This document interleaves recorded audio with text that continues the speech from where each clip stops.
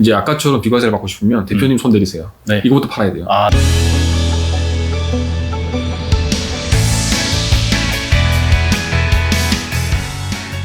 문제를 남겨주시면 답은 저희가 찾겠습니다. 자, 상속세 관련해서 오늘 내용은 많은 분들이 가장 관심을 갖고 주위에서 보시면서 활용할 팁을 얻어가시면 좋을 것 같아요. 그 이유를 봤더니 부동산 중에서 주택과 관련된 내용이 많다 보니까 대부분 뭐 특별한 자산이 없다 그러면 그렇죠. 뭐 상속 재산의 1순위는 주택이 아닐까 싶어요. 아파트. 네, 아파트 뭐 이런 건데 자, 과연 어떤 절세 팁이 있는지 한번 알아보도록 할게요. 저희가 많은 분들이 이제 상속을 하면 상속세만 계산을 하시는데 부동산이 있을 때는 소유권이 이전이 되기 때문에 취득세를 낸단 말이죠. 그렇죠. 그래서 취득세가 없으면 취득도 못해요. 그런데 이 취득세를 낼 때도 어떤 방법을 쓰면 절세가 가능하다고 하는데 왜 그런지 한번 이야기를 해주시죠.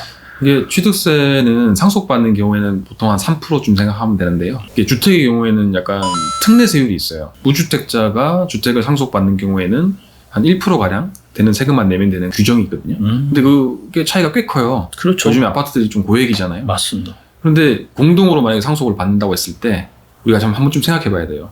취득세 같은 경우에는 집이 있는 사람이 주택을 상속받는 경우와 집이 없는 사람이 상속받는 경우에 세율이 달라요.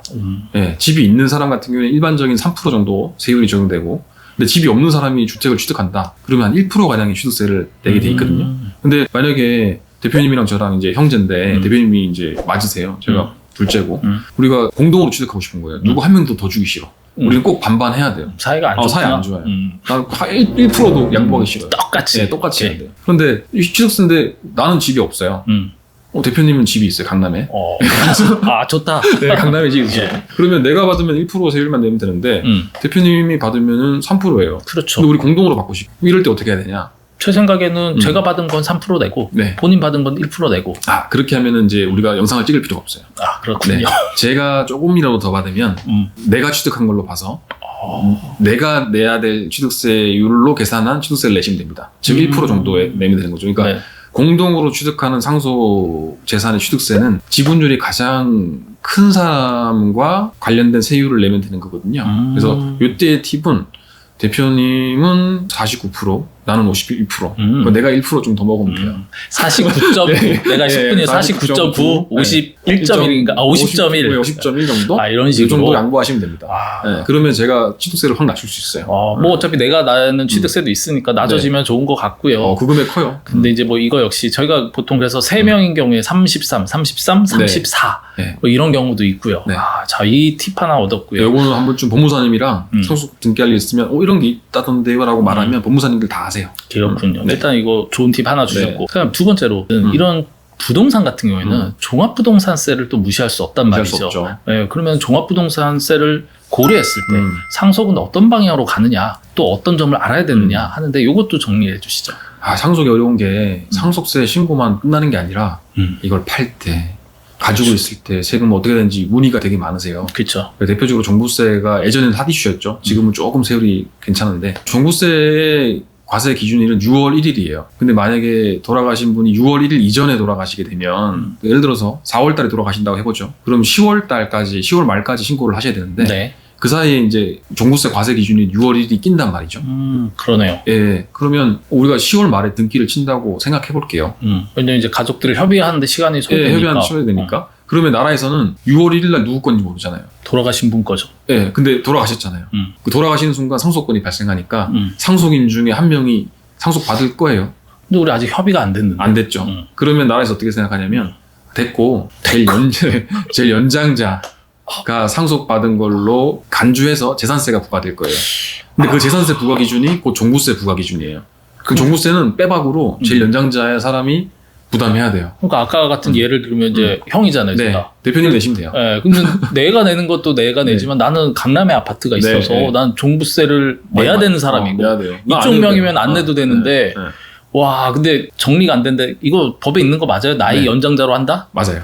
근데 이걸 만약에 피하고 싶다. 만약에 이거 우리 잘 합의해서 예금은 우리 대표님이 받는 걸로 하고 아파트는 내가 받는 걸로 했어요. 그럼 우리가 제일 먼저 해야 될 게 뭐냐면 6월 15일까지 지방자치단체에 이 사실상 소유자가 누구인지를 신고하면 됩니다. 사실상 이건 아직 등기는 안 쳤지만 동생인 내가 사실상 소유자니까 재산세를 나한테 부과해줘. 아직 등기는 안 쳤지만 네네. 요 신고를 해야 돼요. 요 신고 기간을 놓치면 지자체를 아무리 가봐도 변경하지 않습니다. 무조건 대표님이 내셔야 돼요.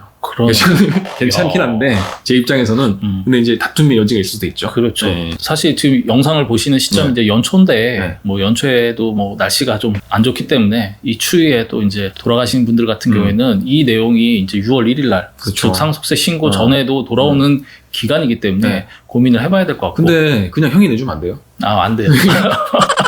그럴 순 없습니다. 자, 일단은 근데 여기서 질문이 하나가 네.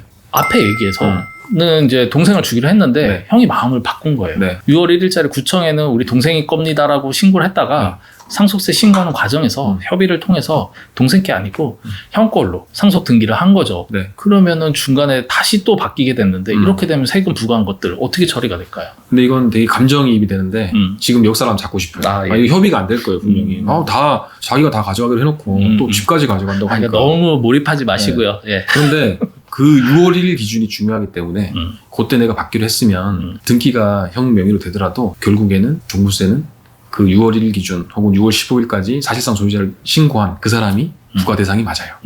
일단은 근데 형은 되게 밉네요. 그렇게 되고 이제 내년에 그 네. 다음 연도에는 그렇죠. 이제 소유권이 그다음 왔으니까 이제 연도니까. 제가 또 부과를 하겠죠. 네.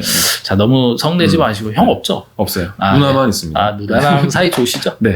네. 일단은 자, 요런 얘기를 했는데 그 다음 마지막에 이제 절세 팁을 하나 드릴게. 상속 주택을 이제 한 채를 받을 때도 있지만 여러 채를 받는 경우도 그렇죠. 있어요. 뭐 두 채든 세 채든. 자, 이럴 경우에는 뭔가 적용하는 방법, 그다음에 절세 방법에 대한 팁이 좀 다르다라고 하는데 네. 어떤 이유에서 그럴까요? 이거 되게 복잡해요. 사실은 이거 더 길게 설명드리면 복잡한 내용이라서 되게 간략하게 말씀드리면 상속주택이 원래 1세대 1주택 비과세. 그렇죠. 내가 주택이 하나만 있으면 너 이거 비과세 해줄게라는 게 이 규정이잖아요. 근데 내가 원래 집이 있어서 난 비과세 받을 걸로 생각했어요. 근데 갑자기 주택을 상속받게 된 거예요. 그러면 나라에서 이건 네가 예측하지 못한 주택이니까 내가 이 원래 주택을 팔 때 이건 주택이 없는 걸로 봐서 비과세 해줄게. 그렇죠. 이 순서가 중요하거든요. 종전에 있던 주택을 팔고 비과세 받고 또 상속주택 1주택일 때 또 팔면 비과세. 둘 다 비과세일 수 있어요. 그렇죠. 근데 복잡한 건 이 상속받는 주택이 여러 개일 경우입니다. 자, 여기 집 하나 더 놓을게요. 네, 집 하나 더 있죠. 네. 2개를 받았어요. 그러면 이 중에 이게 원래 살던 집? 이게 원래인가? 이게 원래 살던 집, 그다음 두 개를 받았다. 두개 자, 받았어. 그러면 2개 받았는데 그러면 둘 다 이런 혜택을 줄까? 내가 이걸 팔 때 둘 다 없는 주택으로 봐줄까? 좀 애매하네요. 네. 근데 나라에서는 그렇게 혜택 안 줘요. 왜냐면 그렇게 주택 많은 사람한테 혜택을 많이 주면 안 되죠. 그렇죠. 그래서 요 딱 한 주택, 제 손이 좀 더 이쁘니까 근데 제 손이 선순위 상속주택이라 해서 선순위 요 주택만 그 혜택을 줘요. 그럼 우리가 순서를 한번 생각해 봐야 될 것 같아요. 이제 아까처럼 비과세를 받고 싶으면 대표님 손 내리세요. 네. 이거부터 팔아야 돼요. 이건 예. 과세. 그 다음에 이걸 팔아요. 비과세. 그 다음에 이걸 팔아요. 비과세. 그러니까 선순위 상속주택은 하나만 있기 때문에 아까처럼 이 2개 다가 혜택이 있는 주택이 아니라는 걸 생각하셔야 됩니다. 자, 네. 그런데 다시 올려보세요. 네. 자, 이렇게 세 개가 있는데 이 두 채 중에서 가격도 다르고 네. 그 다음에 절세로서 비과세 혜택 받고 싶은 주택은 예를 들어서 이거다. 네. 왜냐면 이게 금액이 크거든. 음. 근데 이거를 그러면은 비과세 받고 싶다? 그렇죠. 비과세 받고 에이, 싶은데 그렇게 내가 마음대로 정할 수 있는 게 아니다라는데 마음대로 안 되죠. 네, 어떤 기준에 의해서 정했을까요? 이건 좀 명확해요. 이게 둘 중에 취득한 지가 오래된 주택. 이게 우리가 오래된 주택이에요. 그럼 이게 선순위예요. 못 골라요. 대표님 마음대로 안 돼요. 그래요? 네. 이거 아버님이 옛날에 네. 저기 헐값에 사가지고 지금도 네. 가격도 안 올랐는데 네. 이게 네. 상속주택으로 보고 네. 이거는 그런 개념은 아니다. 네, 이거는 무조건 과세돼요. 이거는 이제 이거 자체로만 비과세되는 게 아니라 네. 이걸 팔고 나서 이제 없을 때 이거 하나만 남았을 때 이제 비과세 할 수 있는 거죠. 그렇죠. 예. 그래서 우리가 이런 양도세를 계산해야 되니까 암전에 돌아가는 것처럼 감정평가를 얼마로 할지 내가 호가가 얼마로 예상되는지를 조금 가늠하셔서 가장 저렴하게 이 상속세 양도세를 낼 수 있는 방법을 찾아야 됩니다. 일단 오늘은 많은 분들이 가장 이제 흔히 접하는 상속 재산 중에서 주택에 대해서 이야기를 해봤습니다. 자, 오늘의 한 줄 평 하신다 그러면? 주택을 상속받는 경우에는 전문가와 상담이 꼭 필요합니다.